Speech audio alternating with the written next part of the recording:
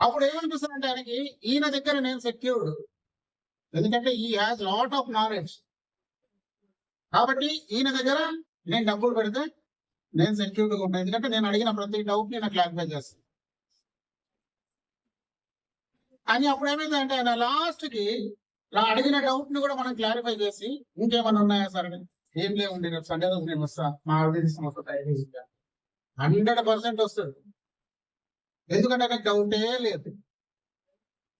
నేను ఇప్పుడు ఇది మీకు అమ్మడానికి వచ్చాను అనుకోండి, నేను మీకు ఏం చెప్పకుండా నేను మీకు డౌట్లు అడగకుండా ఒక అరగంట 45 నిమిషాలు మీకు వాయించేసిన, మీకు దాదాపు ఒక 10 డౌట్లు వచ్చినాయి. దీన్ని ఎట్లా అప్గ్రేడ్ చేయాలా, ఎంత కరెంట్ తీసుకుంటుంది, ఏమవుతుంది, ఎంత దీని నుంచి పెట్టాలి, ఎంత కనబడుతుంది, ఎన్ని మీటర్లు కనబడుతుంది, ఇవన్నీ ఎన్నో డౌట్లు వచ్చినాయి మీకు. ఇవన్నీ మీకు అసలు నేను అడిగే ఛాన్స్ ఇవ్వలేదు.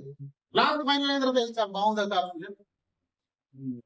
చూడడానికి అయితే బాగానే ఉంది.